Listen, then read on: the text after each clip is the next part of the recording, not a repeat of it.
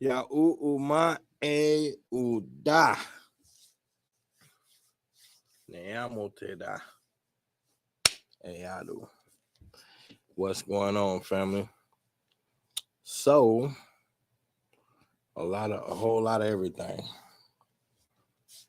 A whole lot of everything.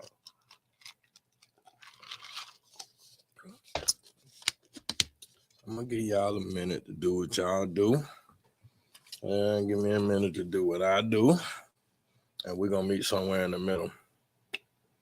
But I know one thing. The very first thing you ought to do after you say Yahoo is hit the like and hit the share, because tonight it's gonna be a barbecue. And everyone is invited. And I do mean everyone. Yes, you all are welcome. It's been an eventful week. Let me take my earpiece off. This don't even apply to y'all no more. Really. And y'all probably can't even.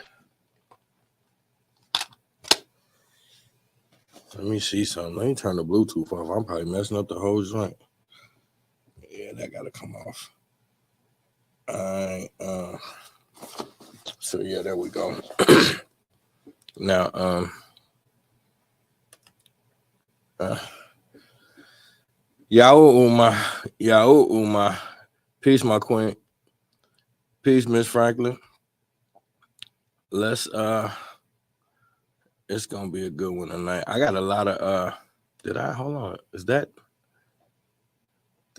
I got Boyce down? Oh, that's because of Dr. Claude. I was gonna say, what the hell I'm doing with Boyce Watkins in here?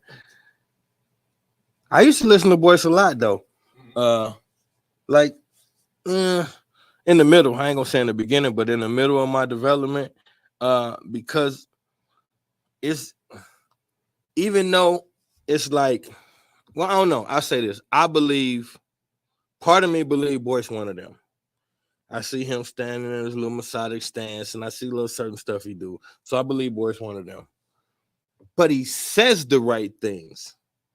And whatever agreement he got with these people, he doesn't say compromising stuff. Boyce don't say no coon shit. Now, he ain't my favorite person to listen to, but he don't say no coon shit. I haven't heard him say nothing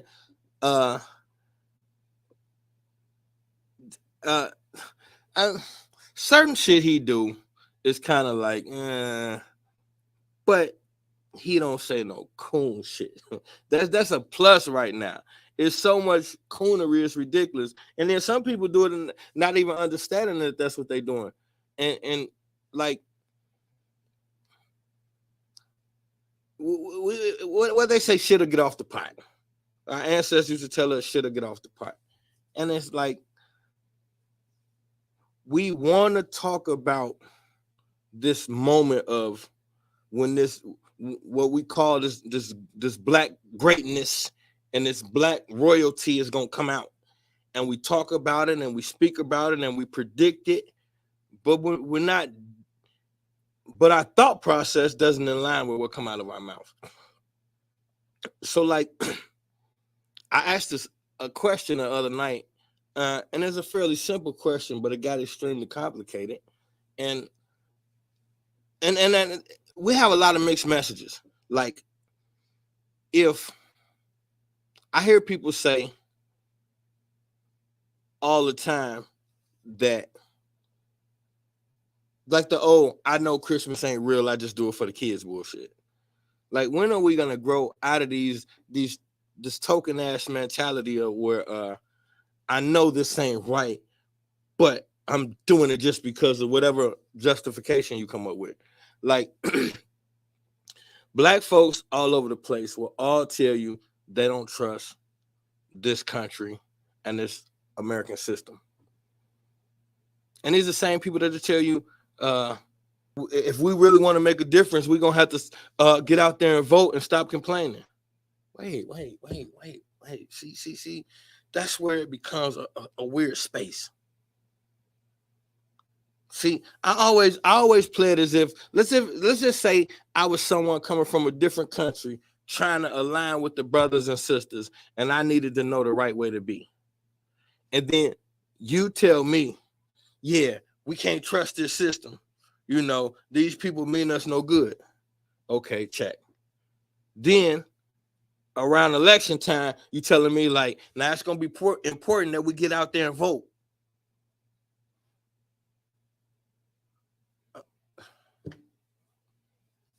Like, what are we doing? And I think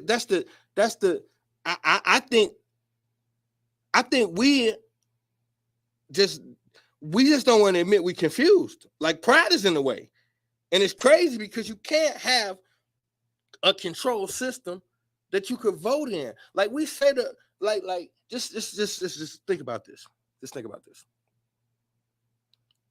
And I told y'all tonight that I got some of the greats we're gonna listen to, and they're gonna tell you the same shit I say. Y'all be coming at me like it's my thoughts. No. About 75% of the shit I teach is me standing on the shoulders of my ancestors, taking their teachings further. That's what the hell you're supposed to do. I'm not supposed to come out here completely be oblivious to what the ancestors thought was the problem, because they got us this far. So we're gonna ignore everything, all the work they put down, and say, you know what? No. That don't no. Now, you don't have to mimic them. You don't have to hang on there everywhere. None of that. But you have to know what they said. How can you have put it to you this way? It would be disingenuous to y'all to stand before you and present myself as a teacher. Because no matter what you think, when I'm up here in front, I'm here as a teacher. That's what I am. I'm not a public speaker. I'm not a advocate for this, that, or the third. None of that. I'm a Black Panther general, and I teach my people. That's it. That's what I'm here for. Everybody got a thing they do. This is my thing. With that being said, that's what my ancestors was doing. They wasn't coming in buildings, meeting a couple times a month for fodder. They was in there. Whoever got the information, you stand before the people and you give it to them. This is how you move forward. So I don't understand what we're doing. And that's why I did this right here. Aggressive, submissive syndrome. That's what it feels like to me. That's what it feels like to me. It's just like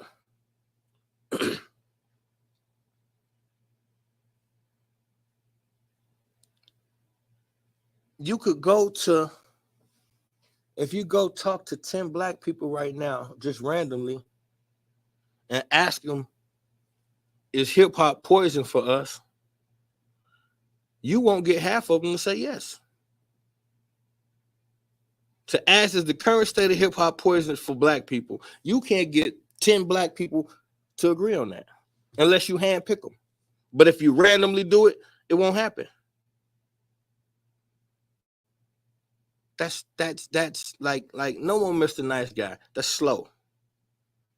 We got to stop playing these fucking games with ourselves, and us that are standing out front, we got to stop playing games with the people who playing games. I'm gonna start shaking the weird shit. If you're gonna sit around here in 2023 and tell me the current state of hip hop is not destroying Black folks, get the fuck away from me. Respectfully, we don't have time anymore to play these type of games when it's right before us what's happening. They are dismantling us from every angle. It's not just the music. So when I say something about music, y'all hear, oh, there he go on rap again. No. He on everything. And that's the problem right there. If you're going to rock with me. I'm thorough. I don't pick and choose. I don't like none of this shit. And I don't like none of these people. So when you come listen to me, you're going to get the unadulterated. I don't like very much about this place, period. The planet itself is a beautiful goddess. But what they've done to it, fuck all of them. I don't have no space in me that feels some type of way for traders. I don't feel anything for traders. That's what we need to understand. So the reason why people ask me, oh, so what we gonna do is keep talking? That's my point. Y'all still don't get it. So what the fuck else we gonna do? We understand what the fuck the move gotta be. So we gotta keep talking. We still arguing over logical shit.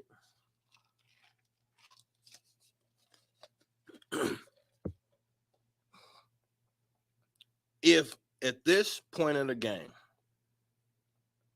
we don't understand what the United States of America is, that's the problem. So now, I'm going to tell you what Dr. Neely Fuller says. Look them up. As I say, y'all hear me all the time. I always quote my sources. So I don't know why y'all think I don't got none. I always quote my sources. Dr. Neely Fuller is the author of something called the Compensatory Code. He laid the foundational blueprint for Black people in America to give us the framework of what to call this thing they're using against us. When you understand the root of racism, that's not the right term. Race is a race, people running against each other. So the actual original definition of racism is a race. It's a race to the resources and a race to colonize land. So they were racing to the Americas to see who was going to be the first to colonize the new land.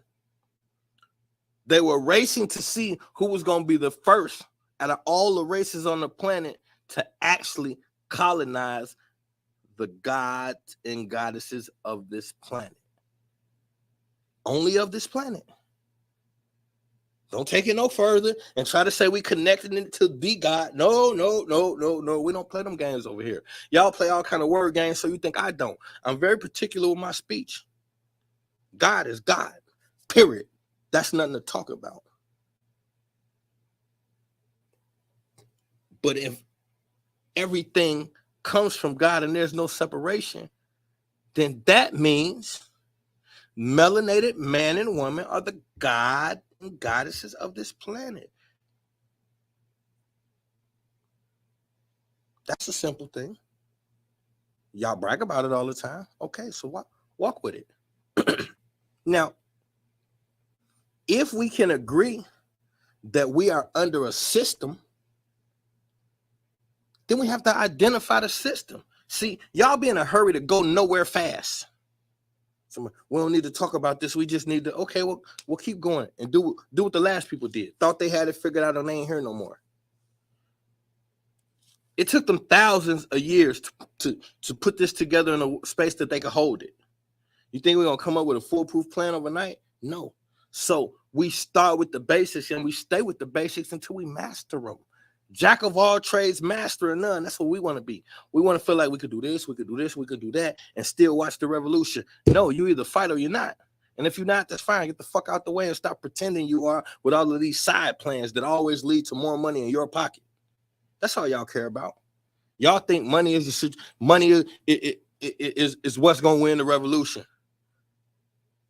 They didn't whoop your ass for your money. So money didn't get you into this. How money gonna get you out of it? It ain't a dollar amount you could get that'll get this white boy off of you. That's the weirdo shit y'all think. It ain't a dollar you can have that'll get this white boy off of you. You could offer him eternity. He'll take it and still kill you. You're the problem, not your financial stance. He don't give a fuck about that. He prints money. Money is numbers in a computer. Yeah, get some, know what to do with it, but to shut the fuck up steady talking about it. That's not going to win the revolution. Being better off financially ain't going to win the revolution. You think I'm lying? Ask motherfucking Dr. York. The man had 100-some acres. He had playgrounds and amusement places for little black children to play. He rebuilt Egypt to a T, exactly the same way that the Egyptian pyramids was built in Egypt. To get the mathematics on that perfect, you have to be a god damn near. He recreated it. He had 100 acres for black folks to get away and learn to be spiritual. And then according to them, he was a huge pedophile and all kind of stuff. I don't know about that part, but I do know this. Every time black people get away from white people and get something, oh, here come trouble. And it's always got to do with something sexual. How come every time they pull us down, it's some sexual implications? Because you fall for it because you don't understand who you are. If you understood that this was a genetic war, then you will understand the reason why they always target black men with sexual deviance. Either they accuse you of it or they get you into it, one or the other, because it matters. This is a war of reproduction. Y'all don't get that part. That's why you run around here, rainbow this, rainbow that, thinking that you're being free and liberated. No, you're being tricked and trapped. And I'm not speaking against nobody. I don't care what you do in the privacy of your own home. But what I do care is what you know in the privacy of your own home, because what you know determines what you teach to little melanated children, and mostly what you teach to little melanated children is bullshit, respectfully. So therefore, we're going to have to shift gears, but we can't shift gears because we don't have the information, because everybody want to be a fucking Mr. and Mrs. Know-it-all. What's wrong with sitting back, listening, and shutting the fuck up sometimes? Peace, Queen. If you know, you know. If you don't, you don't. That's fine. But obviously, we don't know as much as we think because it's only a few people in small pockets saying the real shit. Soon as you start saying people got the right to do what they want to do and we're not going to worry about that, we just going to focus on the money. As soon as you start saying all of that, that's white boy talk. You just don't know it. You think you being black and spiffy, it's white boy talk. You just don't know it because you don't understand how he works. All of a sudden, in the last 3-4 years, last 2-3 years, actually, I'll give y'all 3, maybe 4.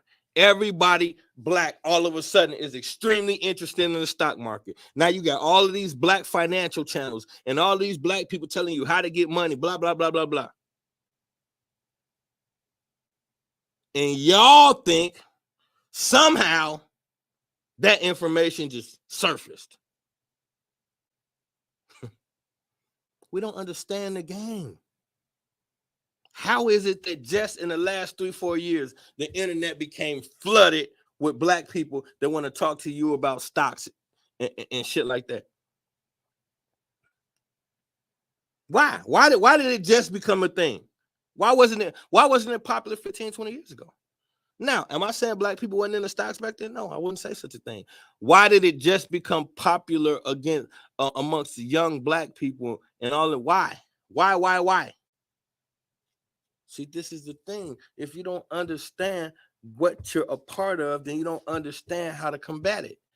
This is a genetic spiritual war. And so what that means is you will be targeted on both fronts, genetically and spiritually. So we don't have time to pretend we know what's going on when we really don't.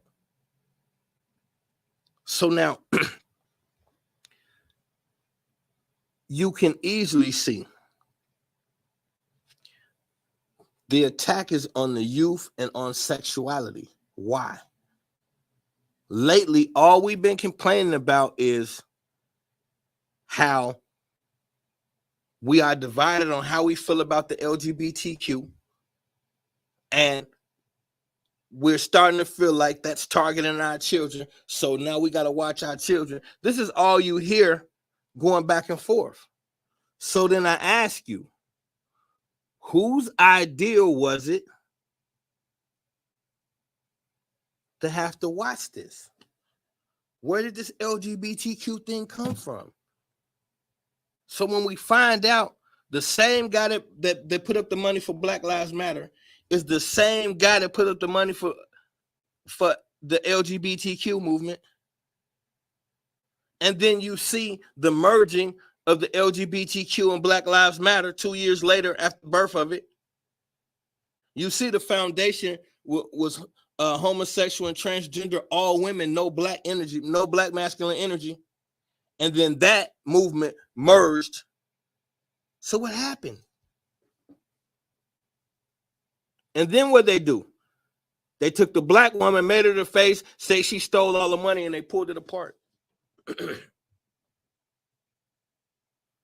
We got to pay attention.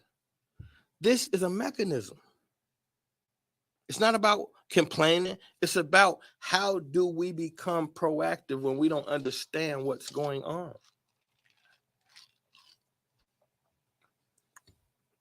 So now,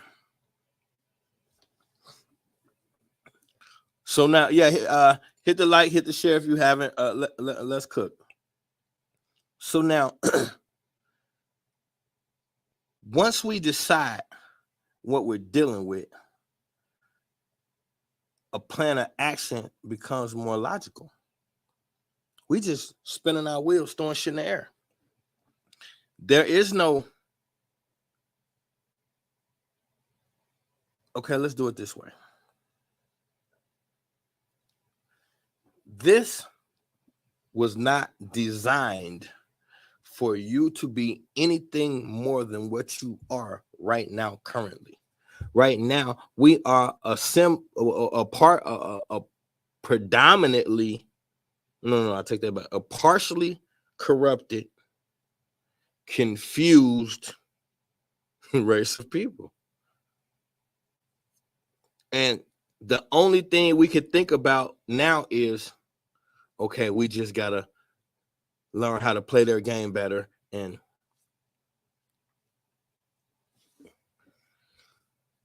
all I'm saying is, you're not going to find peace in a system that was designed for you to have it. We want to talk about the money all the time. That's called capitalism. This is a capitalistic society. Everyone loves to point that out. But it's just like everything else. It's a fancy word. We like to use it to prove points, and we like to seem educated in discussions. But do we really understand what capitalism means, especially for America? Because if you say this is a capitalistic society, so we got to focus on the money. Let me explain to you what you're saying. You're saying, I agree to keep black folks in the same space they're in. Let me say this again. If you utter out your mouth that this is a capitalistic society and we got to learn how to play the game, and before we can do anything, we got to have our money right. When you start talking like that, you're one of them and you don't even know it. I don't care. Listen to me. Well, the road to hell is paved with good intentions. Y'all want to judge y'all character off of who y'all intended to be in your brain. Fuck that. What do your actions say? Your actions say the opposite of what your mouth say. Because let me explain something. Capitalism for the United States of America. The birth of capitalism in this country is you. You were the original capital for the country.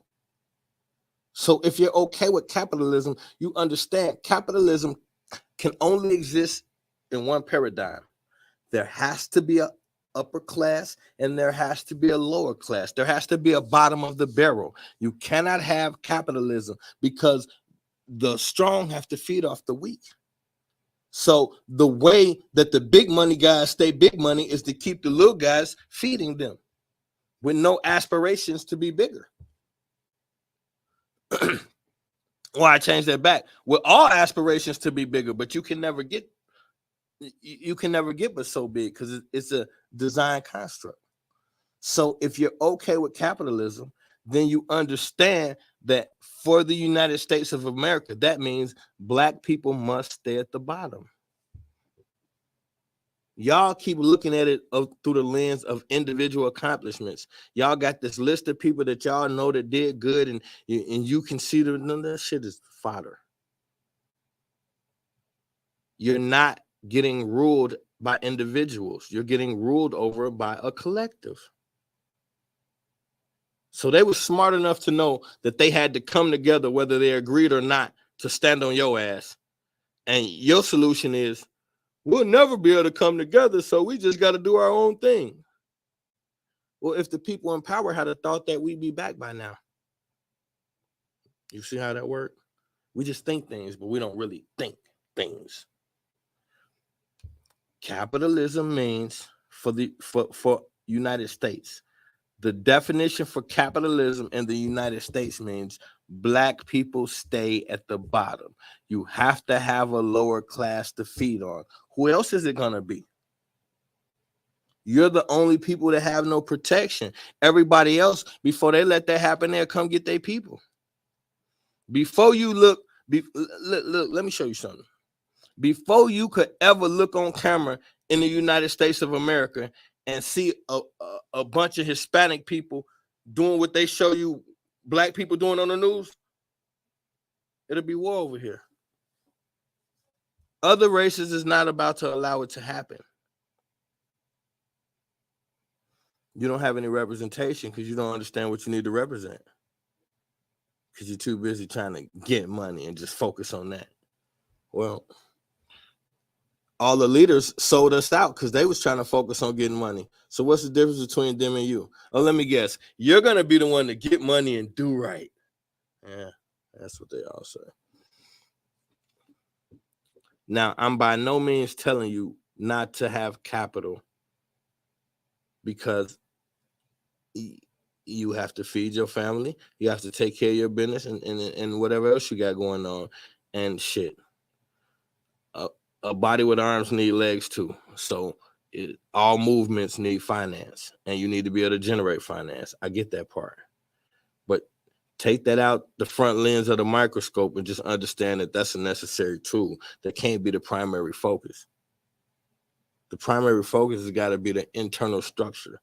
And we don't know the internal structure because we still think you're supposed to fucking vote for white supremacy. So when we talk about these things, what we don't understand is we hear words and they trigger us. So we hear the word white supremacy and it triggers us because we don't understand what it means. So then it becomes some spooky thing that we want to get away from because it makes us feel powerless. Well, if you don't want to feel powerless, bitching ain't gonna do nothing, ain't gonna stop that. Do something about it. Right now, you are currently powerless. So accept it and move on. The only way you can move on is accept it. To keep trying to say you got a little bitty ass gun going up against assault rifles, you keep saying, I'm gonna get him. You like the dude in Harlem Nights. Quit shooting that little bitty ass gun. No. When we speak of this thing that we call global white supremacy, we speak of it as a religion. We don't speak of it as a spook story that we can't identify and make sense out of. It has all the tentacles of a religion. This, we all talk about it, but we don't get it. We look on the money, on the back of the money, and we see the fucking money says New World Order. And we think this is, I don't know if we think it's a joke or we think, why is it on the fucking money? Because it's what they plan on doing. And if you're gonna have a new world order, a global, then that means just think about it. If the goal, how could you have a goal of a new world order and you ain't in business with no other countries? In order to know and to attempt to see this through, you would have to be in business with other nations to know that this is a reality. So they would have never put this on the money without already being in unison with other nations against the people. That's what all this is about. These world leaders are not here to fucking help us. We are tools to global domination. So when we say these things, we're not complaining, we're not being negative, we're not dwelling on the past. These are simply phrases and things to put us on the same page, so we're comprehensive when we're building with each other. So when we identify global white supremacy as a religion, then, like I said, this ideology and this framework was given to us by Dr. Neely Fuller. The compensatory code, which what I broke down the other night, says that all of the major 9 aspects of existence are controlled. But he says if you do not understand global white supremacy and what it entails, everything else you think you understand will be wrong. So it's the same thing I bring to y'all every week. If we can't identify what we're dealing with, how do we move forward? So to have something to call it and then to say this is how it works, that puts us all on the same page where we don't have to talk about it no more. We don't have to keep coming in these rooms discussing shit we discussed already. We don't have to be talking about, are you Aboriginal, Israelite? No, it kills all of that when we know what the play is. They forming a united front, which means we can't waste time trying to be Israelites, blah, blah, blah, blah, because that's not a united front. Religion divided us. And we don't understand that because we holding on. I had a good brother, and I hope he listening. If not, I don't mean no harm, and I'm not going to say his name. But the brother told me he subscribed to the channel, and he was going to rock with me, just going to dodge the Jesus convo. You know, I thought it was funny, and it's cool. When I was in my meditation, I was told to stop really bagging on people about religion. Everybody has the right to believe what they want to believe. So I'm no longer here to beat up on religions. I'm here to destroy fake figures. Fake faces of liberation is my target. And I'm here to attempt to find balance within myself and help my people to achieve the same balance. We cannot allow people to misguide and mislead us with false information. That's my purpose. So when you hear me speaking about religion, it's not from an atheistic point of view. And I think that's where a lot of people get confused at. You connect religion with the only pathway to God. And so when you see me tamper with it, then you look at me from an atheistic standpoint and say, oh, I don't want to be over there. And so I need y'all to understand, and this is going to sound crazy, but like my queen to tell you, I definitely have had a conversation or two with God. They ain't no, if I was an atheist, I'm not now because he scared the shit out of me about 30 days ago. So, but I've never been atheist, but I'm just saying, I don't even play like that. But what I do is we need to understand without guidelines and framework for liberation, you can't liberate yourself. So this is when I started making rules that would allow me to survive. The number one rule is perception is everything. You must thoroughly look at all things. You have to. This is not a simple world. Most things are not simple. So you got to take a second, third, and fourth look at everything. Rule number 2, they never tell the truth. They never tell the truth. Why would they? If I want to control you and dominate you, people were not created to be controlled and dominated. So the only way you would be able to do that is by lying and manipulating. So you can't be a part of a system that has kept you at the bottom of it repeatedly and expect to get truth from it anywhere. Politicians, athletes, entertainers, none of that is here to bring you truth. It's all here for a distraction. So whatever they're feeding me, like for instance, and I got to use this as an example because we just visited the other night. America is the seat of white supremacy. Anyone, and I'm going to let the ancestors tell you this too. I'm going to let the elders tell you. Anyone sitting in the seat of America is sitting on the throne of white supremacy. Anybody vouching for America on high levels is vouching for the throne of white supremacy. So you aligning with any president, any of them, it's white supremacy at its finest. When you see me say I like Donald Trump, he's good for the old thinking cap. And he's entertaining. He's a master of double talk. Rarely ever what you hear him saying is what you hear him saying. He's a lot smarter than people give him credit for. But I just like to watch the show. Period. None of them would hesitate to leave black folks in the dust first chance they get. I'm well aware of that. This system was not created for us to advance.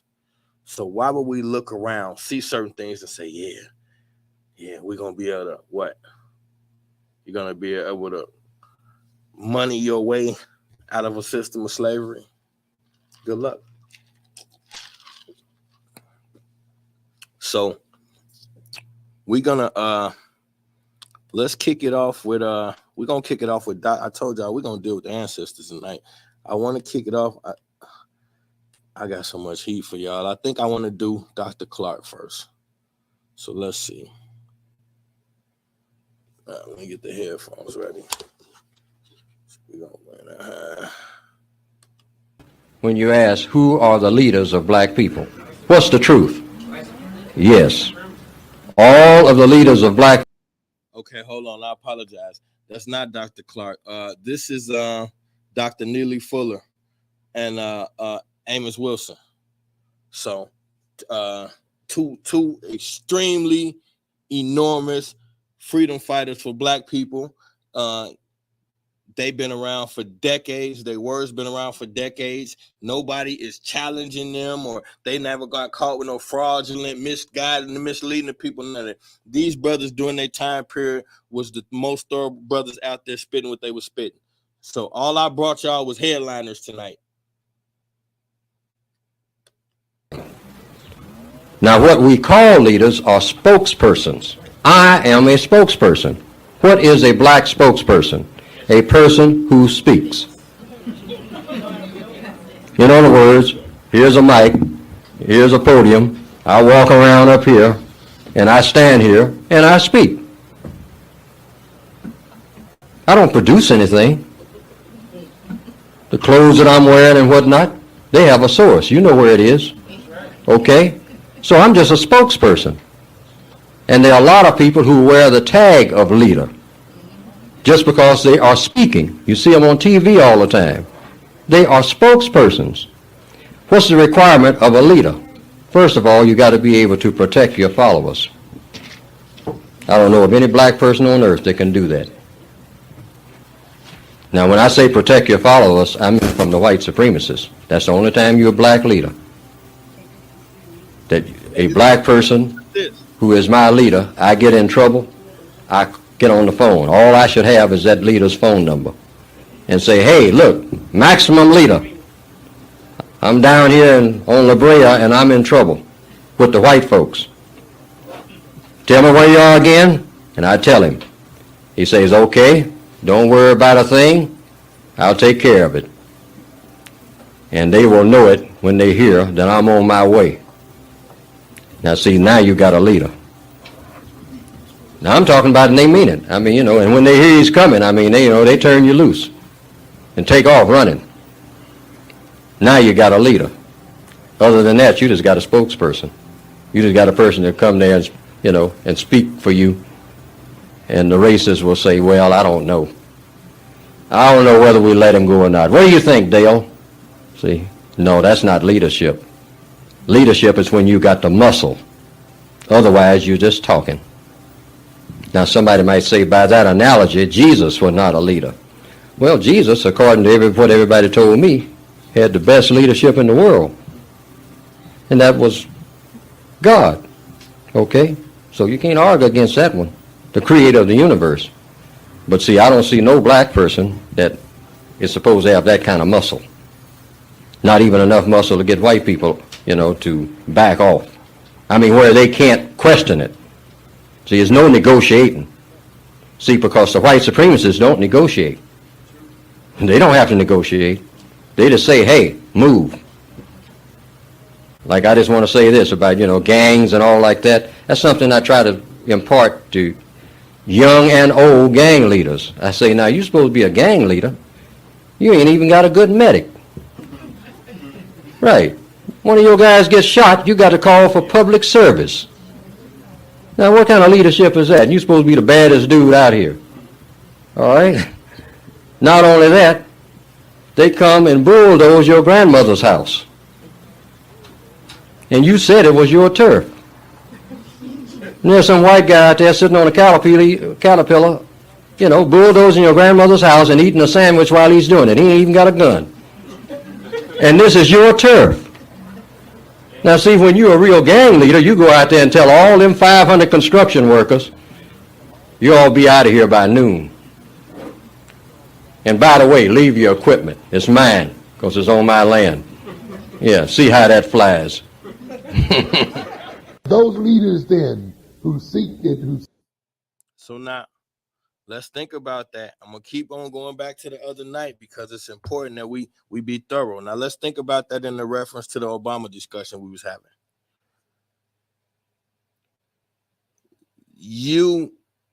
I made the statement about being in office for 8 years and not being able to do anything. And a couple people said, and this is the common response you hear, is that, you know they weren't going to let a brother in the office really do nothing. He couldn't really get none of his policies through. And what the fuck was he there for then? What am I supposed to feel good about somebody who was there, couldn't do nothing for me, but he meant well? What was he there for? So we can't keep playing these games. Like the brother just said, white supremacy does. It's in control. So it doesn't have to check with anybody to do anything. That's the vehicle that's in control. And it's moving the way it wants to move. So when you see whatever you see, unless it's an outright rebellion, then you're seeing things being moved in a certain direction. Like, we took pride for George Floyd and how black folks was, willing to fight back. But how come nobody talked about the footage that we saw of the police vehicles pulling up in the alleys and dropping off bricks? When it first kicked off by the automotive store, it was a white dude with an umbrella with his face covered that actually bust the first window, then walked off and made it look like it was other people. So wait a minute. What did we really see? We got still shots of the ambulance that came, but it didn't have the proper logos and shit on it. That wasn't an ambulance. We looked at the ambulance that they have and the ambulance that actually came for George Floyd. It's not the same. We froze the still shot and we see something in this dude's hand by George Floyd's neck as they look like they're assisting him. Then we find out George Floyd got a big ass boule tattoo on his chest, same one as LeBron James. What did we see? This is a mechanism. It moves a certain kind of way. So what we needed was racial division. Every time that happens, new laws get passed to tighten the vice grip. And keep in mind, racism is a construct. So they need to keep the tensions flaring between black and white people. So every time we get to a smooth space where it ain't no beef between black and white people, they're going to create one. It has to be friction between the two races because that's how they keep you in your space. That's going to forever be your space. Well, broski, what's going on, God? So we gotta, we have to understand what we're up against and deal with it accordingly. Nobody that has ever sat in any position of power over this country was rooting for you. People will say Kennedy, but Kennedy was racist too. He just loved America. So he was willing to fight for certain things, but he wasn't. But we got him on tape saying racist shit too. So we just got to understand this is a mechanism and it works a certain kind of way. It shouldn't be that complicated for us to adjust and to grasp, but it is. Now let's see what Amos Wilson talking about. Seek to tell us that we can only rescue ourselves through accepting the identity of the white man and to accepting. Now look, I hadn't even heard that. And look what he just said. We've been taught that we can only accept. Wait, hold on. I'm going to take it back. I don't want to mess up the doctor quote. Wait, hold on. Not that far back. My fault, y'all. Right there. We can only rescue ourselves through accepting the identity of the white man. And to we can only rescue ourselves through accepting the identity of the white man. So, meaning, anytime we think we're going to use his system and his ideologies to liberate our people, good luck with that one. Accepting the so-called reality of the white man are leaders who will lead us only to our peril and to our death. And we must recognize that if we were to live, we have to remove these kinds of leaders. And one of the reasons for the condition that we are in today then is that of a leadership that has not yet decided that it will determine a new reality and develop an Afrocentric reality, one that is suitable to the advancement and the development of black people. We have a leadership that has thrown away and rejected self-knowing to a knowing of the enemy. We have people who have a pride. Rejected self-knowing through the knowing of the enemy. So anytime you're saying, why are we talking about slavery? Let's get out of the past and let's just focus on the money. The money is the capitalistic system that he created to dumb you down. Your past is where your liberation at. So you've been taught and you're teaching each other, forget about the past. Let's focus on the future. Said no race of people ever trying to free themselves. When you look at the ancients, what was their specialty? That they were rooted in culture in the past. They were rooted in their history and their past. That's where the real culture is at, in the past.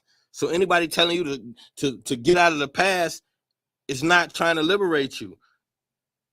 Why we keep talking about our ancestors, but then talking about stop worrying about the past? Well, then stop praying to the fucking ancestors. You can't say stop living in the past, but you pray to the ancestors. It doesn't make sense. We so conflicted in thought because we only go with what sound right at the moment.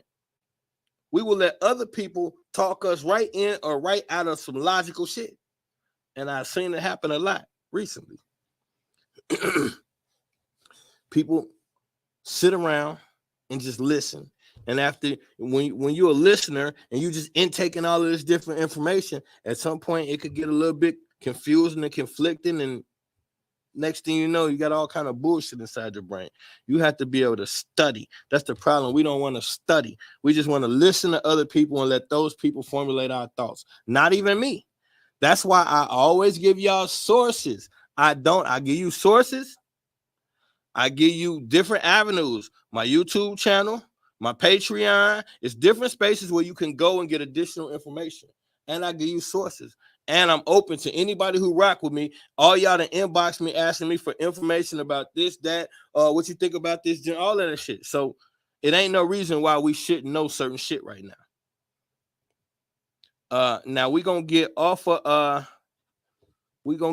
Dr. Amos, and I think this is the one. See, it was 2 from Dr. Clark, but I don't know. Let me see. Good evening and welcome to For the People and the second part of our conversation with psychiatrist Dr. Frances Cress Welsing. No. Is that the queen? I'm going to say the queen. I ain't going to put the queen on y'all yet. I got to, I guess it's this. I thought I had 2 from Dr. Clark. I might not, though. I was supposed to be here early. They gave me another assignment. They didn't pick me up. To go to the assignment, I followed their instructions and waited at the hotel. I would love to be here when I can be more fully in depth on this subject, because there's a whole lot of illusions about Africa's relationship with other people in the world. There's a whole lot of illusion about our relationship to the religions in the world. And these belief systems that had its origin in Africa, all of them, and there is no exception, turned on African people. I said there is no exception. And there's one thing you have to get through your mind and keep it.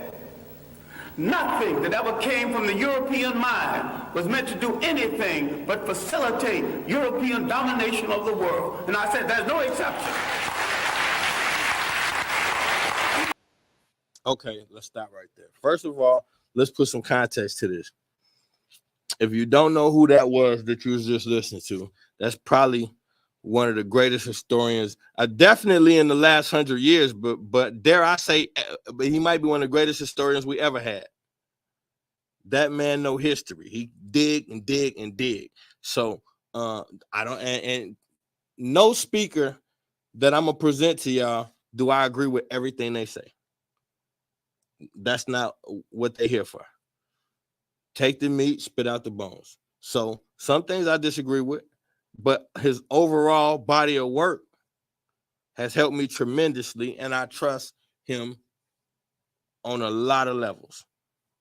It's a couple of little spaces but that's just merely we have access to more information than they did. So that could be it, or maybe at some point I'll find out I'm in error. But whatever it is, I trust him, and I call him my granddaddy. But if you look into, look at the greats, this is definitely a master teacher and one of the greats, well known.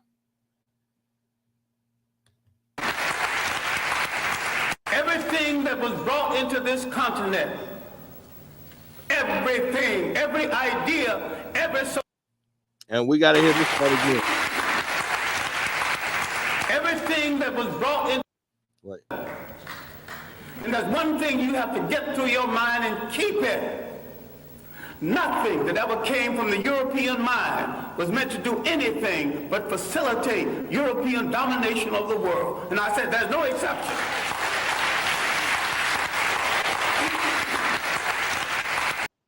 Now, that's the part I wanted to play again.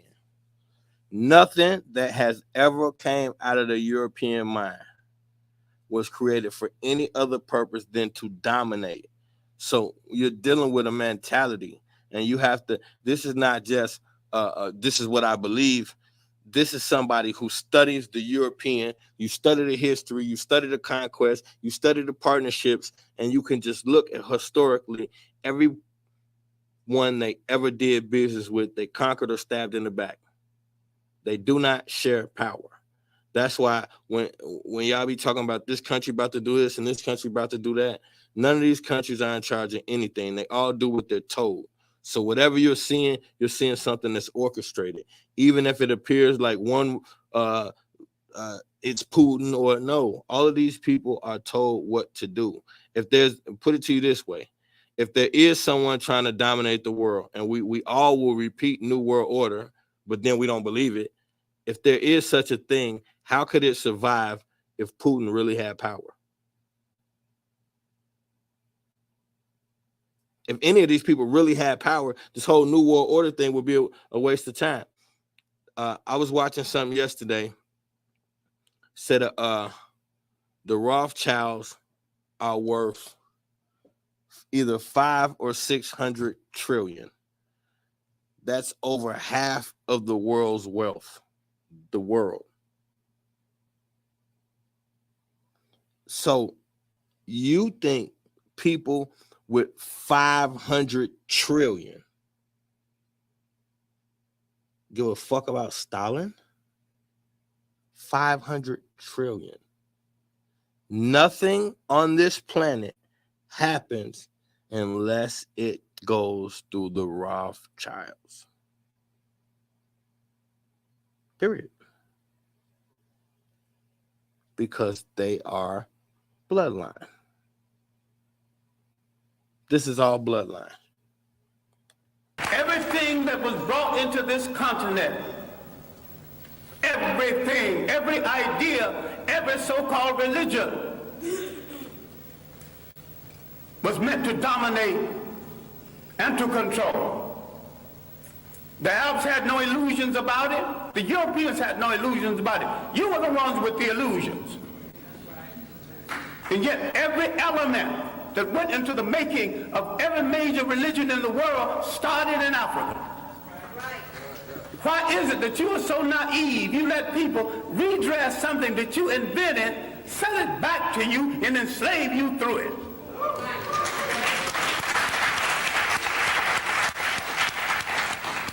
I'm saying that all organized present religions are male chauvinist murder cults.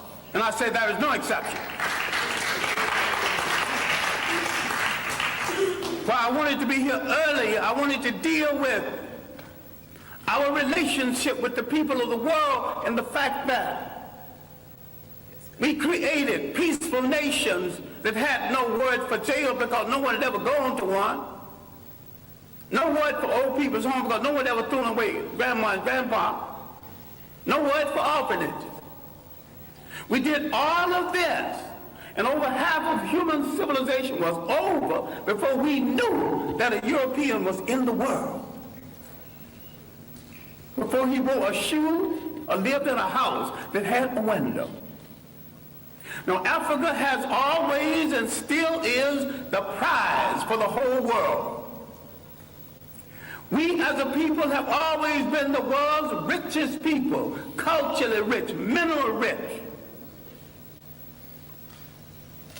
We have always been the prize because we have always had and still have something that other people won't, think they can't do without, and don't care to pay for. Because we have always been the prize, we have been under siege for over 3,000 years. Nothing that ever brought into Africa from the outside was meant to do the Africans any good. That means all other religions. Islam was the handmaiden of Arab imperialism. Christianity was the handmaiden of European imperialism. The Hebrew faith was the handmaiden of a concept called the chosen people. Now, if God is kind and God is merciful and God has no stepchildren, he won't choose one over the other. And to say he chose some people, you're making him a bigot. And to say that he endorsed enslavement of one people over the other, you're making him an accessory to murder. The Arabs used Islam to rationalize their slavery and their imperialism. The Europeans used Christianity to rationalize their slavery and imperialism. Who are you kidding about friends in the world? Damn it, if you want a friend, look in the mirror.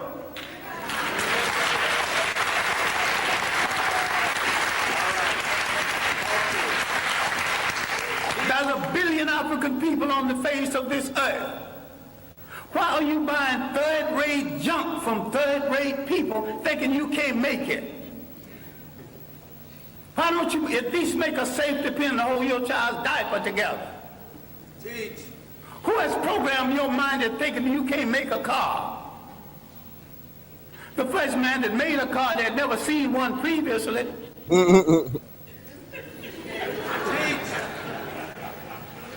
The Japanese bought cars, bought locomotives, broke them down and studied them, and had a Japanese technician produce each piece, put it together, and had a much better train than the one they copied from.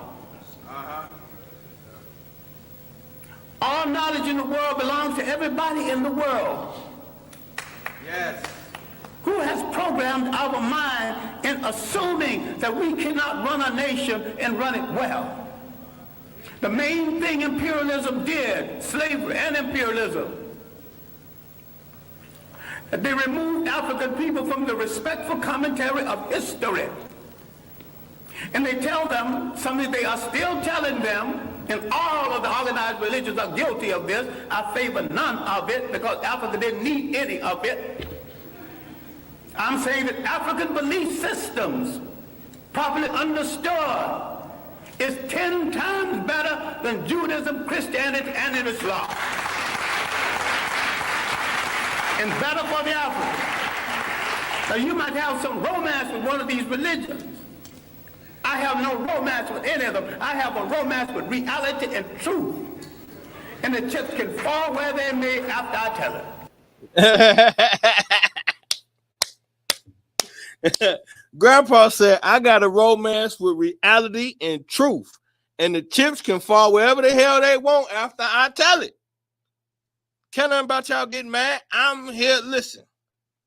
Who I got to answer to if I don't deliver these messages is way scarier than y'all fucked up ass attitudes. I got to answer to the boss. If I don't deliver these messages, I've been warned personally. I don't have a choice. Sit here, whether one person come or 1,000. I've been told, sit your ass in front of that thing and talk every motherfucking chance you get or else. Period. So I don't got no reservations about telling y'all what I'm supposed to tell y'all, and I don't care how you feel about it after I say it. If it ain't right, I'm snitching. Period. Just that simple. Call it what you want to. This is a system. And I told y'all before, when I say African and all of that, I'm speaking of exactly what he's speaking of. He's speaking of a body of people with a thought process. He's not speaking of no motherfucking the Africans over in Africa. No. He's talking about a unified body of people. And y'all scared to identify with Africa like it's some land better. So now y'all on some thirsty shit trying to prove America is just as worthy as Africa. Who told you to do that? What does that mean for you? Because if you can prove that America was somehow better than Africa or superior to Africa, then you can justify the separation from your own people. You hate yourself. That's self-hate. You're looking for any reason. I listen to you Negroes. The black woman is this. The black woman is that. The black man is this. The black man is that. And we can't get along. And we blah, blah, blah. You just love. You prefer if you couldn't get along because it makes for better conversation. You wouldn't know what to do if you had to actually just sit down, shut the fuck up, and work with each other. Well, who does that benefit? Y'all think y'all be saying something so spiffy when you get to talking about we ain't never gonna be able to work together. The way the world is now, we gotta focus on ourselves and our family and don't.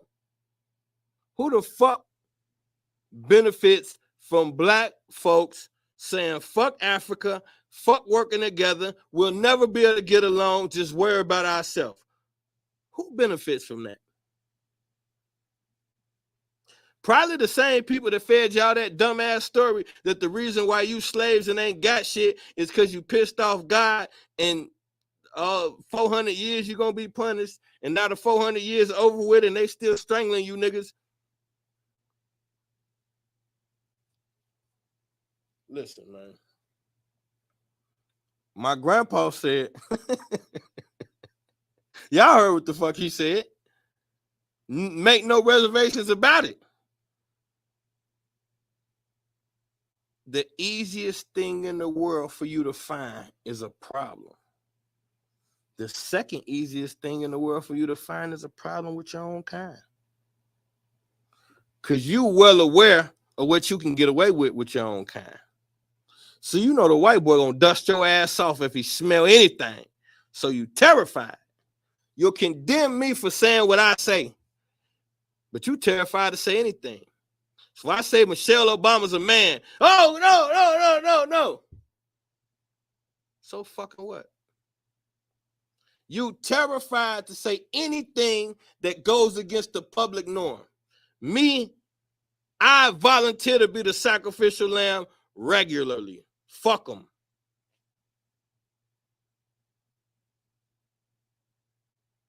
The whole goddamn world is transgender. You're literally watching the establishment, the people who govern us. You're watching them push transgenderism. You're watching them push it into the schools. You're literally watching them tell you if your child wants to be transgender and you don't allow them, your child can be removed from the home and the parent can go to jail. You're watching the government say this.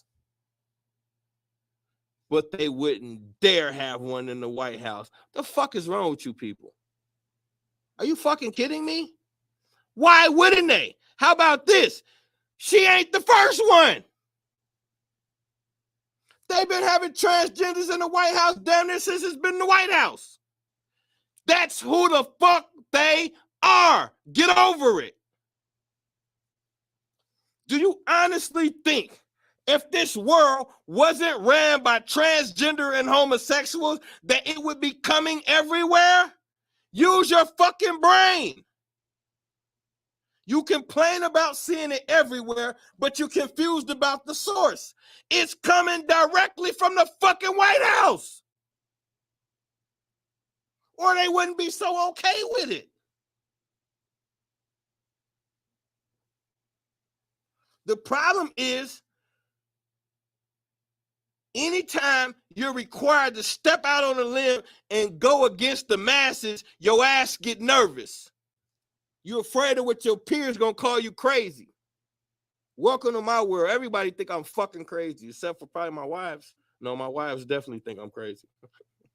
So never mind, I take that back.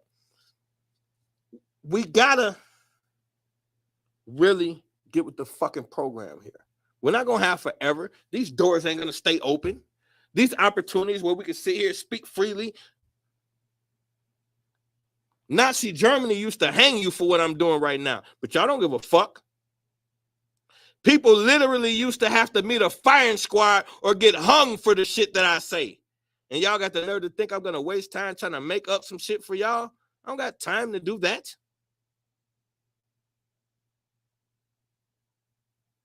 Pray for Ukraine. Pray for Black America. How about that? Pray for Black America.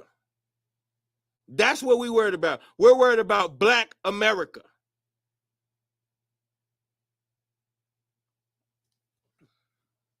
We can't pray for Ukraine. Ukraine is part of an equation. And that equation has already been factored in. And praying doesn't solve problems. Meditation and action does. Respectfully. Our primary focus has to be melanated people. First, planet second. And the only reason why is because it's about, we are the gardens of the galaxy. And right now, melanated people on planet Earth are in trouble. So we've been sent here to rectify the problem. We didn't come here to save Ukraine. We came here to save the melanated people of this planet because they are under duress. And the universe will have its way. So the universe is going to continually sending troopers down here to get busy because somebody got to do it. So fuck who's in charge. Fuck who's pulling the strings. Fuck Satan. Fuck all of them. I don't care about none of them. I don't fear Satan. I don't fear Lucifer. I don't fear none of these entities. I don't the Anunnaki. All of them. Fuck all of them. The aliens. None of that shit. I'm scared of God. The God. The only God. That's what I'm terrified of. And this God is a merciful God shit, you better not believe it. God will give you your motherfucking issue right now. Cross that line and you'll get it tonight. This is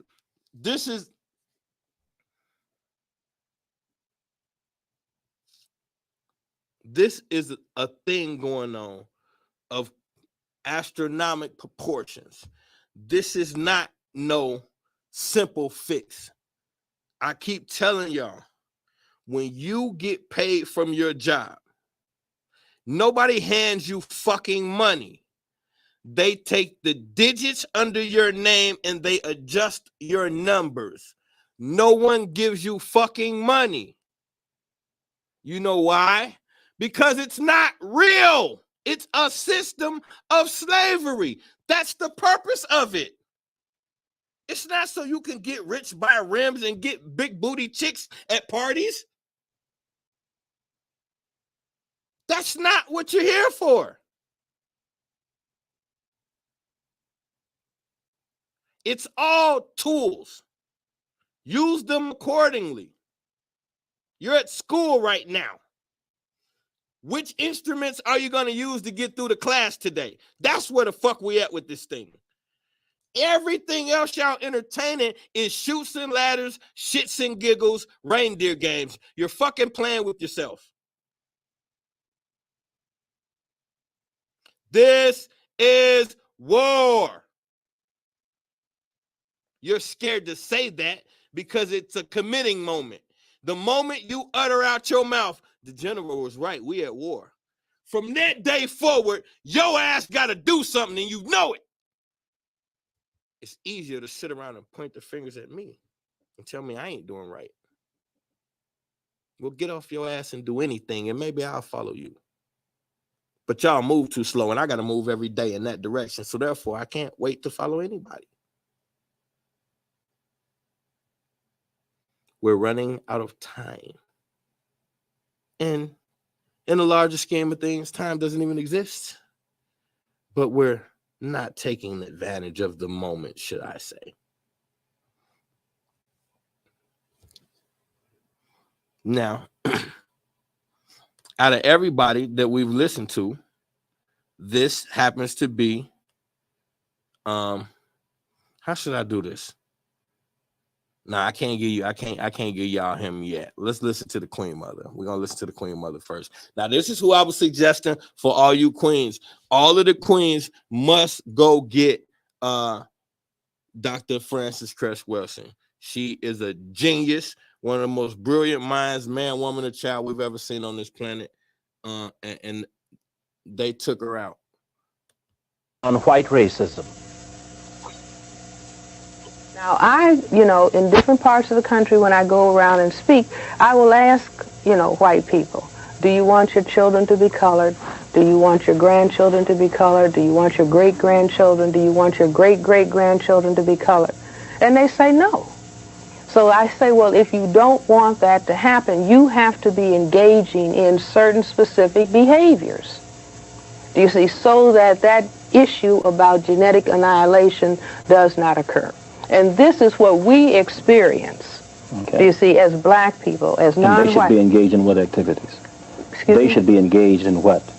That black people should be engaged? No, I thought you were saying the whites. I'm saying that the white, do you see, we keep running into, wait a minute, there's a wall. You know, let's say it might be a black man trying to matriculate in a job situation, and he finds I can only go this far. And then I run into this invisible wall. And people might say, oh, no, we're not discriminating. But the black person knows that that wall is there. They keep hitting the wall, do you see?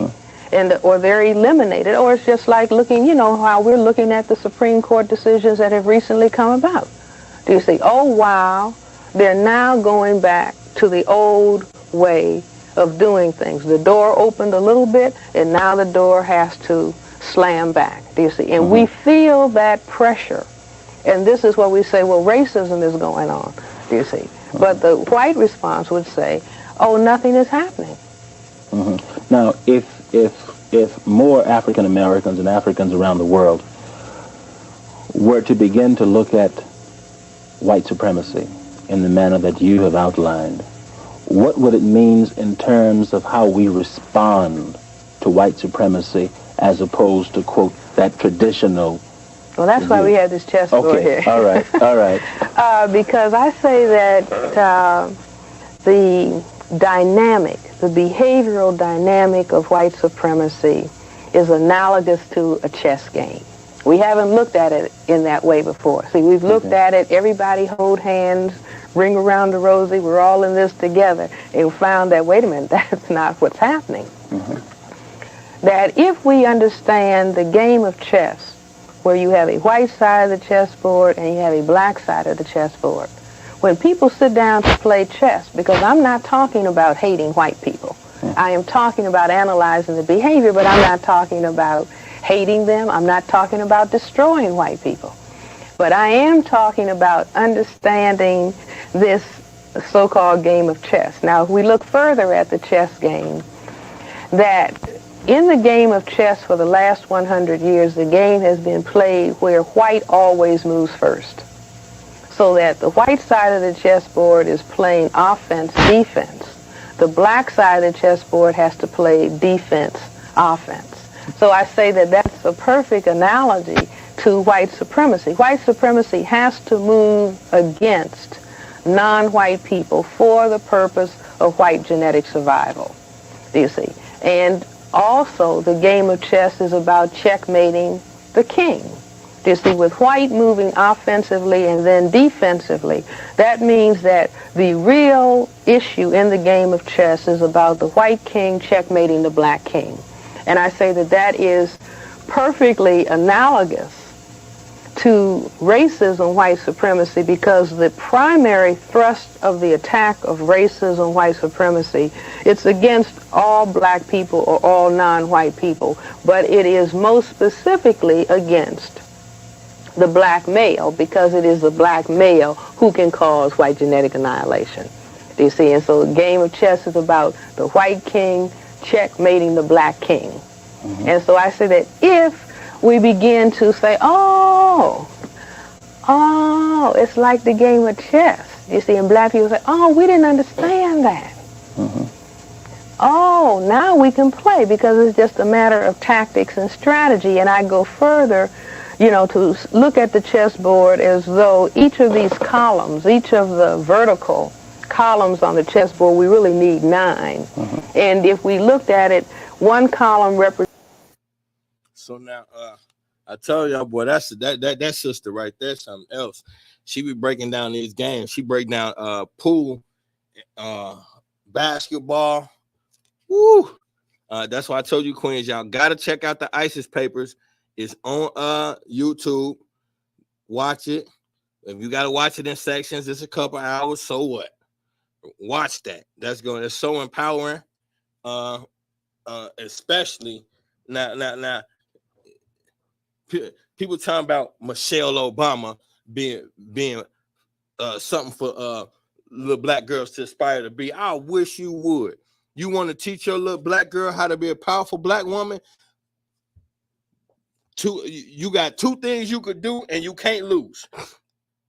Shazra Ali and Dr. Frances Cress Welsing. It's impossible to not become a complete woman getting a heavy diet of these 2 black women.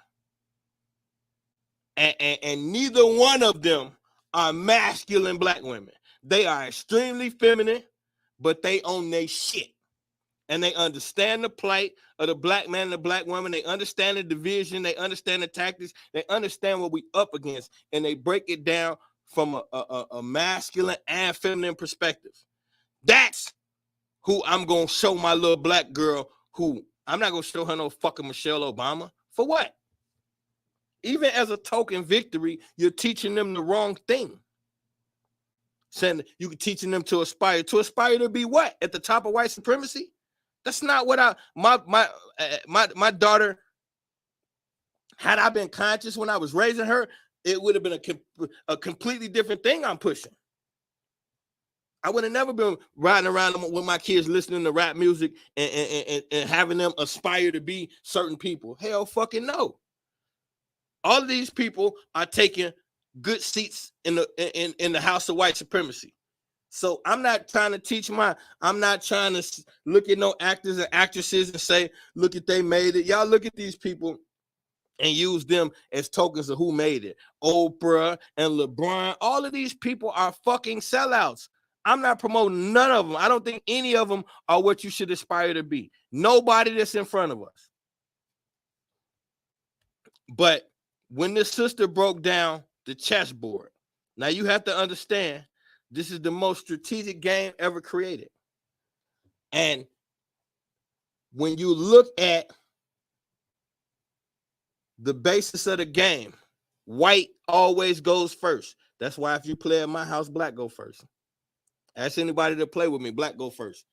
But by tradition, the rules of chess, the white gets to make the first move, which means it's the society we live in. White always go first in our society. Now, then what's the nature of the game? The nature of the game is you can't win the game until you basically corner the king and take him out.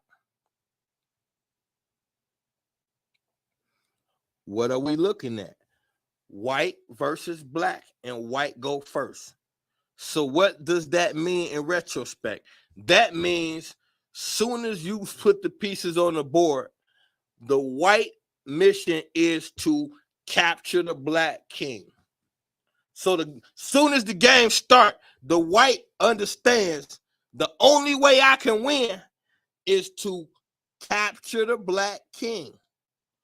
So that's the whole mission. The pool table. The white ball gets to knock around all the other races, and the black ball can never win unless the white ball fuck up. And the white ball can only win after it completely dominates every race, but the black race has to go last. The game is not complete until the black is knocked off the board. And for everybody who rock with me and know what number I be on, what number is the black ball? I keep telling you, the number 8 is synonymous with death for these people. So they made the fatal ball number 8 and the black ball, knocking it off of the green earth. That's how you complete the game.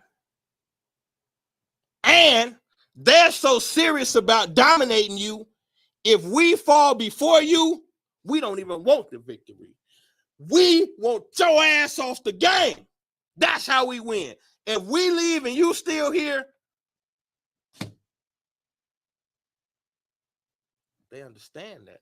So the only way, now let's flip the quarter. The only way black can win is by knocking white off the board in self-defense. I ain't get that from Dr. Chris. I ain't get the number 8 part from her, and I ain't get the last part from her. What did I tell y'all? You stand on the shoulders of your ancestor. You take their teachings to the next level. Dr. Frances Cress Welsing wasn't into numerology, so she could have never made the connection with the number 8 like I just did. But that's okay, because I love the queen. Now, I take it a step further. She didn't use this part either. You cannot complete the game until the white ball knocked the black off. But the black can only win if it knocked the white off. But the only way possible for the black ball to knock the white ball off is in self-defense. So the only way you're going to stand on this world alone without us is if you defend yourself till you get rid of us. It's a lot going on while y'all just pushing the stick in the pool cues around.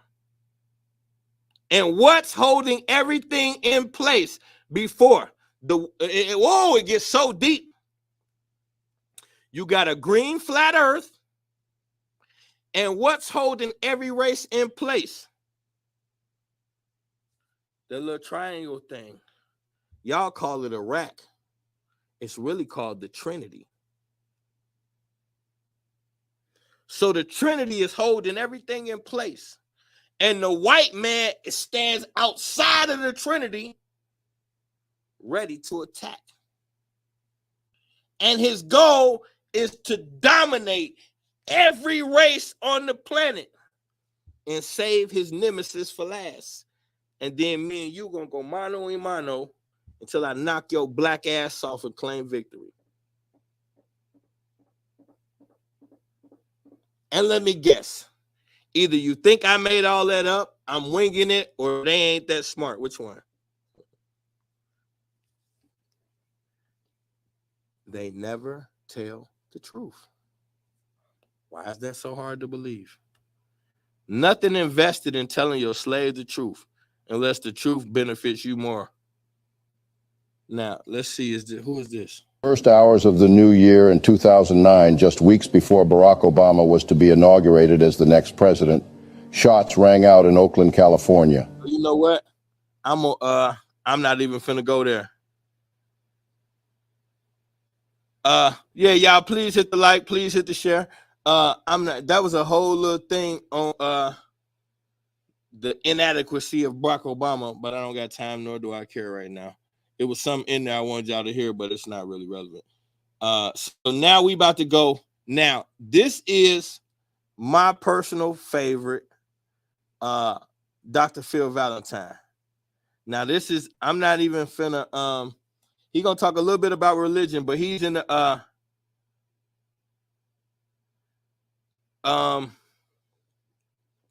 now, the 8 ball is in the middle. Yes, Queen. And the white ball knocked all the balls in. Yep. And the 8 ball is dead in the middle of the Trinity. That's a good catch, Miss Smallwood. The 8 ball is dead in the middle of the rack, which is in the middle of the center of the Trinity, is the 8. The black.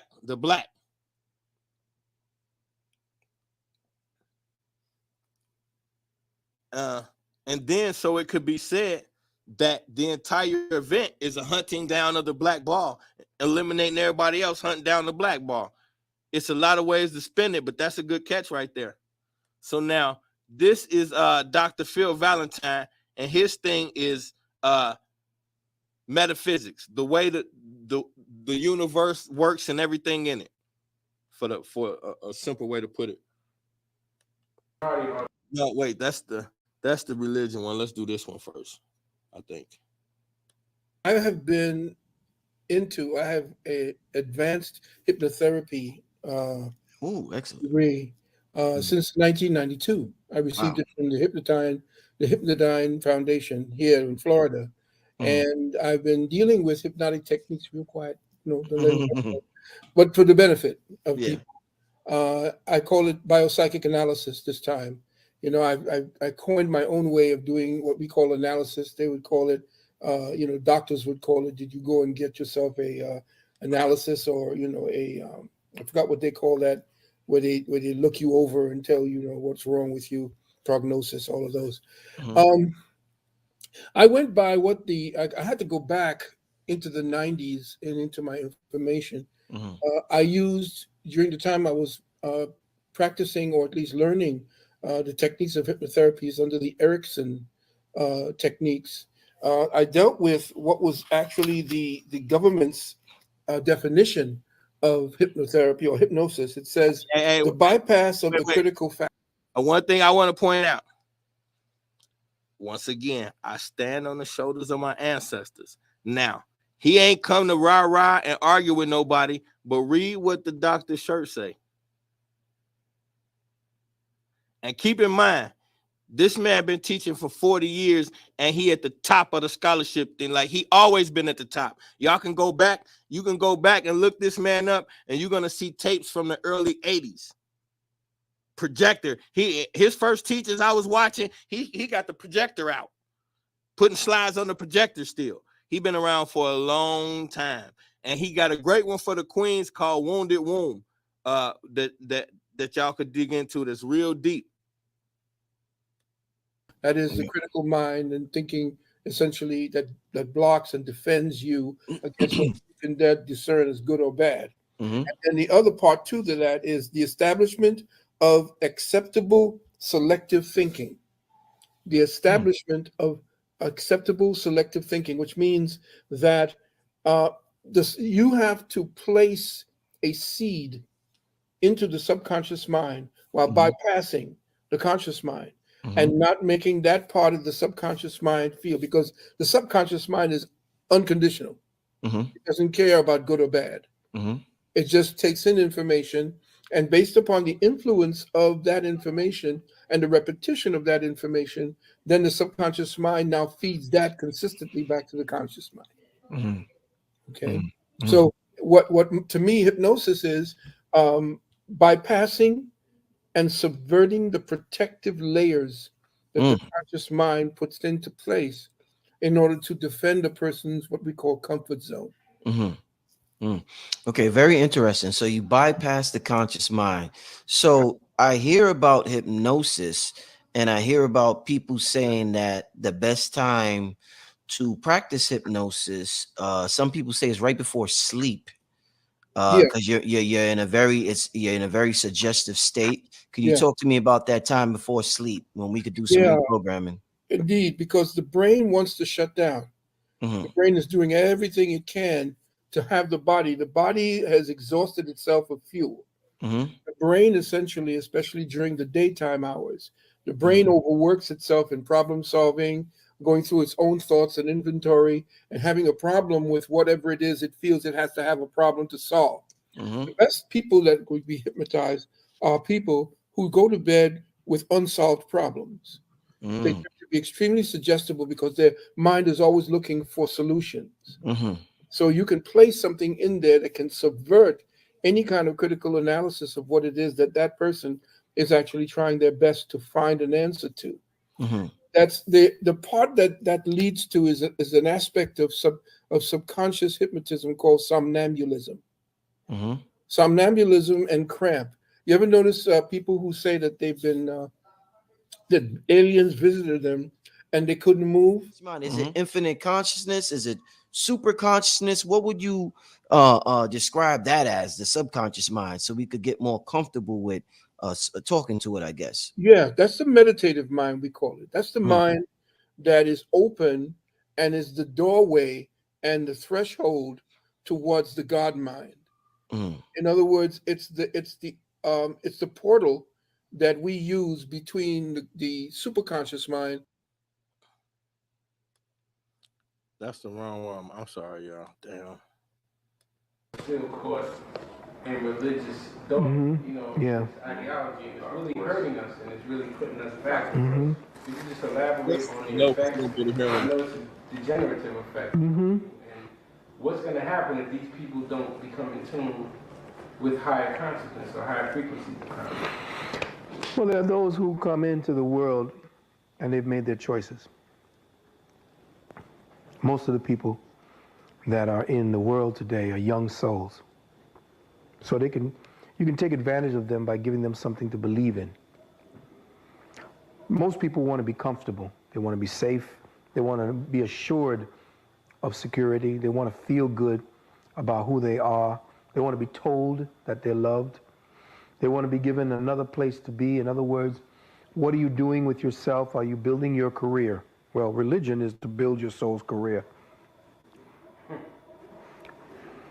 So what they're doing now is regimenting religion and using it as the point of reference for everybody now to build the soul's career and to follow the soul, and to allow the soul to follow a track for success, which they call heaven.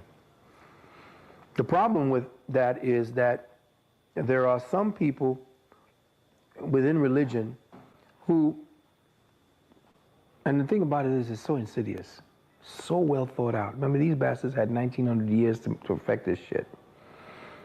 Think about the fact that whatever answer you can give to somebody who's religious, they will always have a counter answer that will prevent them from exploring the subject any further.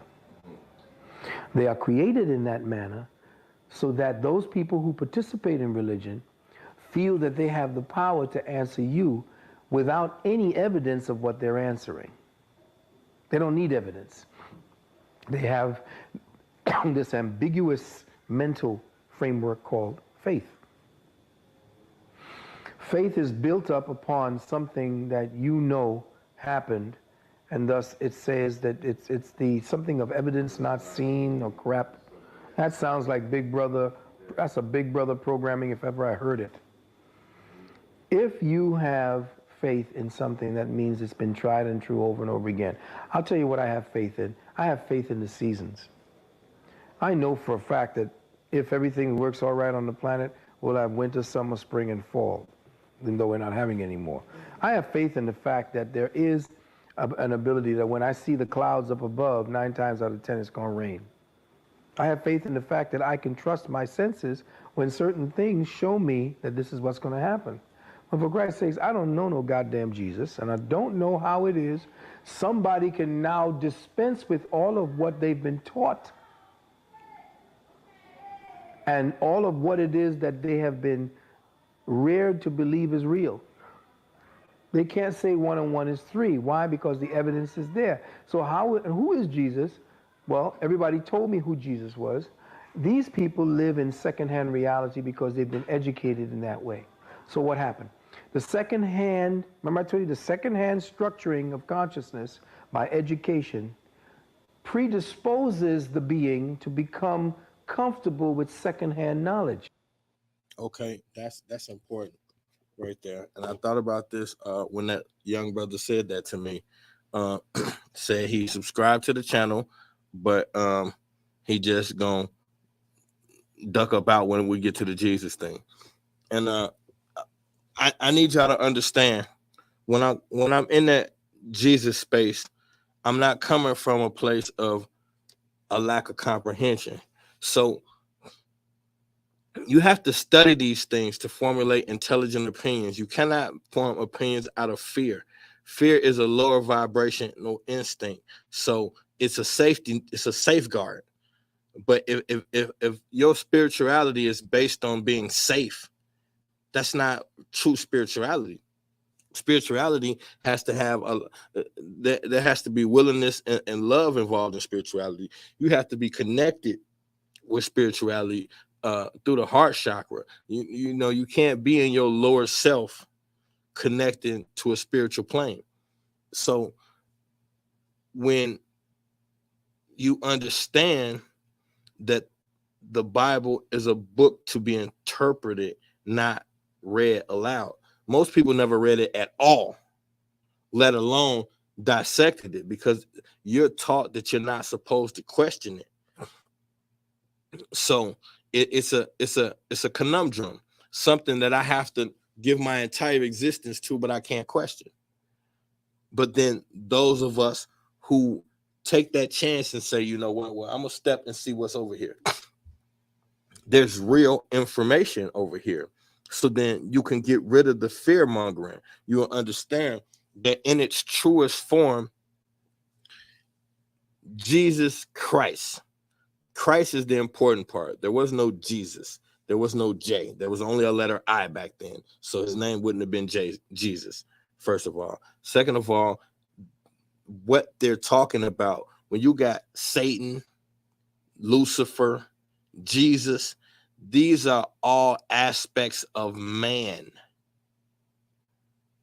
You don't have to believe me. Just listen and pay attention. What does Jesus call himself repeatedly through the Bible? He calls himself the Son of Man. The Son of Man. Why does he refer to himself as the Son of Man? Because it is within the mind of man where the Christ is born, the Christos. That is igniting all of your chakras. You say you will not know my Father if you don't know me. Because you won't, if you don't understand what the Christ energy is, then you don't understand the route to God. The route to God is igniting your chakras, which will then ignite the Christos, which will then put you in God's state, and you will be able to relate with the Creator. That's what this is all about.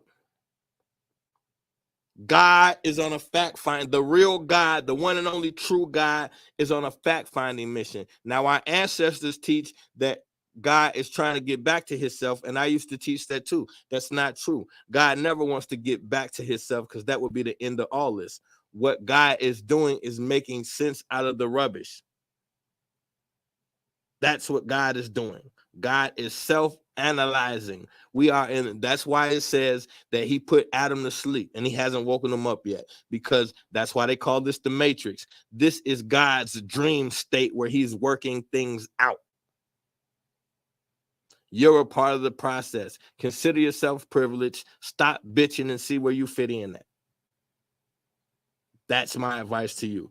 But of course, I was nervous when I tapped into these things. And then the information liberates you. What was liberating for me is once I got into studying the master teachers, quit trying to go off your own and think just because I'm smart, I could figure it out. No, you have to study the masters, teachers. You must. There's no other route.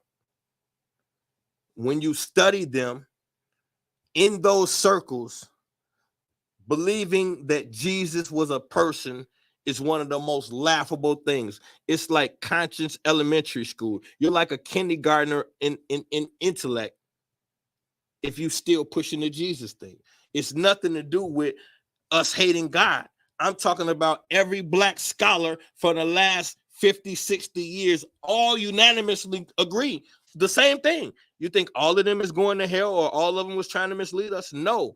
All of our master teachers know that Jesus was not, they know that the Bible's not talking about a physical being.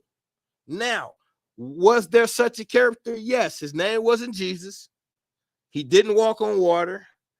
And he definitely would never have been inside of no church buildings singing those songs under a fucking Roman establishment. Because all of this is Rome. So when y'all in these church buildings with the pointed shields and y'all just clapping and singing those songs that y'all don't know shit about, that place got nothing. Zero. Church on Sunday, God couldn't be further from that fucking building. The real God is not in church on Sunday. Wouldn't dare go in that fucker. But he understands the necessity of it, because all beings have the right to complete expression. That's what free will means. It doesn't mean actions don't have consequences. It means you have the right to freely express yourself however you see fit. But there's a system set up of a revolving door where energy, because balance has to exist. That is why actions have consequences, because of Mayat. You can't just go through a life. You look at people who go through life without having consequences or accountability. It's always issues with those people. You must have consequences and you must have accountability, not because of God, because of Mayat.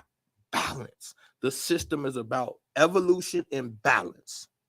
As long as you're seeking evolution, as long as you're evolving and seeking balance, you are not wrong with God. Doesn't matter how you're doing it. If you're evolving and seeking balance, God doesn't care. There's no judgment for none of that other shit, because all beings have the right to exist the way they see fit. So there's nothing right or wrong about your religious preference.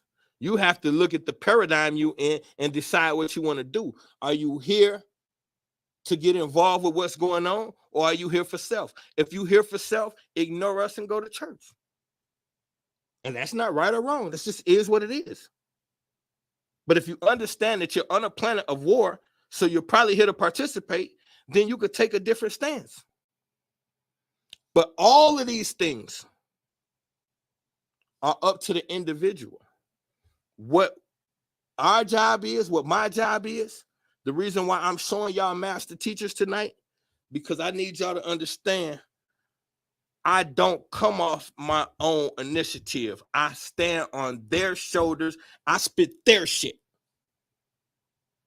Now, I have evolved a lot of their teachings. When I teach about Noah's Ark, that's my teaching. When I teach about the Garden of Eden, that's 50-50 me. But a toothless convict named Machiavelli, who I will forever have love for, that's who really broke down the Bible to me and made me look at it different. Everything is layered, but everything has to start with what Neely Fuller broke down to us.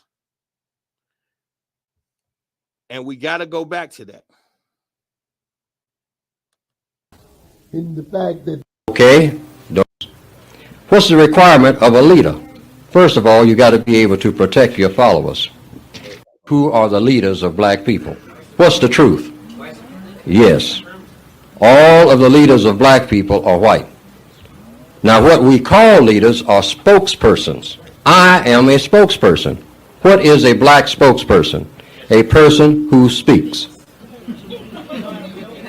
In other words, here's a mic, here's a podium, I walk around up here, and I stand here, and I speak. I don't produce anything. The clothes that I'm wearing and whatnot, they have a source. You know where it is. Okay? So I'm just a spokesperson. And there are a lot of people who wear the tag of leader just because they are speaking. You see them on TV all the time. They are spokespersons. What's the requirement of a leader? First of all, you got to be able to protect your followers. I don't know of any black person on earth that can do that. Now, when I say protect your followers, I mean from the white supremacists. That's the only time you're a black leader. That a black person who is my leader, I get in trouble, I get on the phone. All I should have is that leader's phone number and say, hey, look, maximum leader, I'm down here on La Brea and I'm in trouble with the white folks.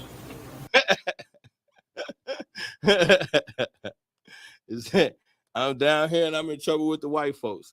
If you're not if you're not fighting against global white supremacy, that's the only fight on the planet. Anything else, you pissing in the wind, you're kidding yourself. There is nothing else.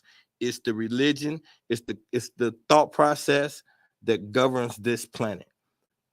We have to first comprehend what that is, and then we can approach it. Now let's listen to we gotta check out Dr. Claude before we get up out of here too. Hold on. If were our allies during slavery, we're not really our allies.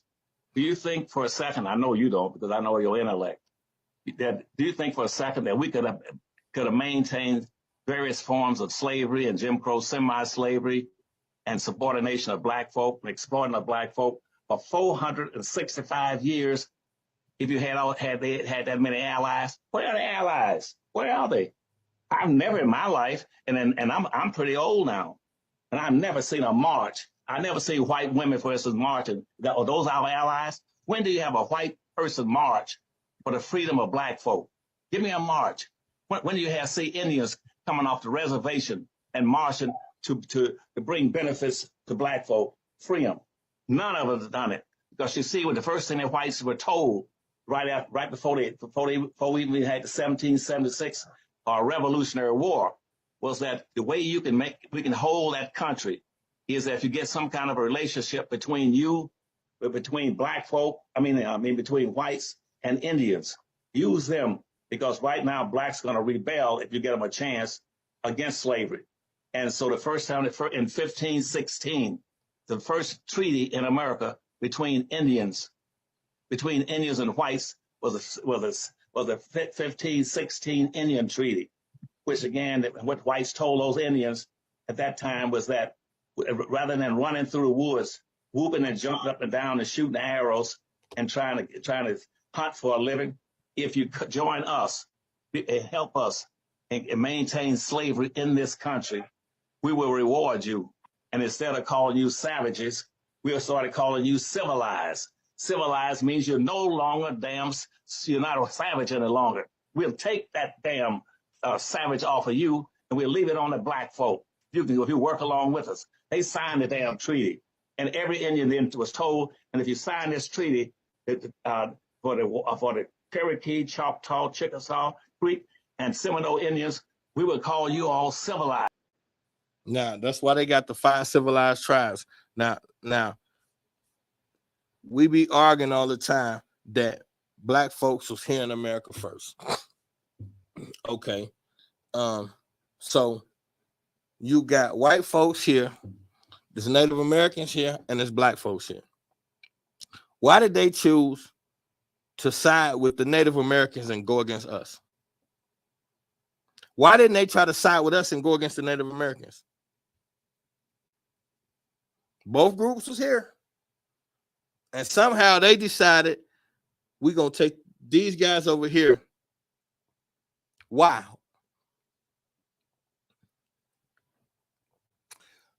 Global white supremacy. No matter what paradigm you want to shift it to, you're the fucking issue. You're the issue. So therefore, there is no fucking space on this planet where you're going to be allowed to just sit comfortably and build your wealth. You are the fucking target. So no, there's no help coming. There's no freedom fighters. There's no presidents. There's no help coming. There's not one political figure, one religious figure on the fucking planet that's heavily visible that is not here to lead your ass to the slaughter. They put black faces in high places to dumb you down. Look at Larry Elder, a bumbling idiot that looked like Craig Mack great granddaddy, yet he gets to speak. Everybody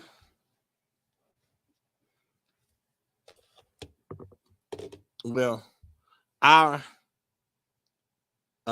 Steve Coakley, and I wanted to get him in here, but I don't think I did. We ran out of time anyway. But Steve Coakley, I probably for the I got some more stuff. We didn't get to all of them. So when we get to Clubhouse, we're gonna really get to it. I got some more clips for y'all and some more shit for us to listen to. But what I wanted to accomplish tonight is to get y'all to get into the minds of some of our master teachers and see that the things that we study and agree upon is not that much different. All we're trying to do is take what they believed further, as long as they're righteous. So when we get to Clubhouse, we're gonna really get to it. So y'all, don't meet me there, beat me there. Bring a friend and all that good stuff.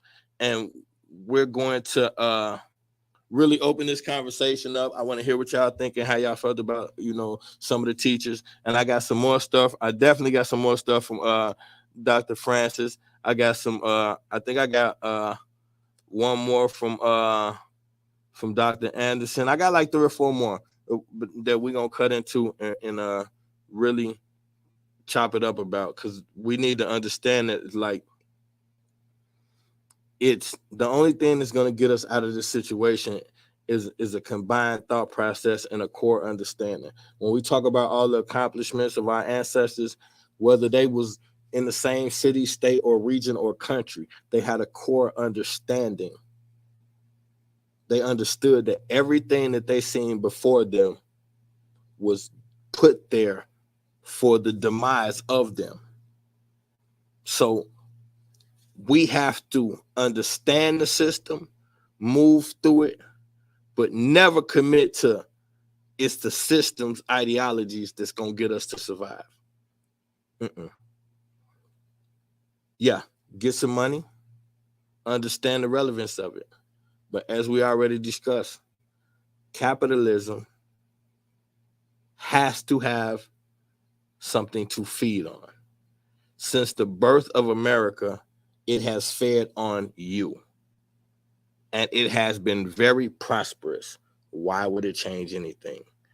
America has become a superpower merely through oppressing you. You think they're going to give that up because you got 15,000 in your bank account and you're feeling spiffy right now? Like 100,000 in your bank account ain't shit. If you had 100 racks right now, you would be feeling accomplished and you would be a peon with no money. So what are we talking about? You want to make $1 million? That's everybody's goal, $1 million. But we already know that in the world of millionaires, $1 million is you're poor. That's the crazy part. Everybody's like, I'm trying to get to a meal ticket. Then you get to a meal ticket just to find out you're poor in the realm of millionaires. You can't spend that much money because you go under $1 million. So you're a poor guy in a all right guy spot. So the only thing you can do is become obsessed with it and make more millions. That's an endless cycle, and there's no spirituality in it. We got to be two parts. It's all about balance. We can't exercise finance and don't exercise mayat, spirituality and balance. It all has to go into the pot.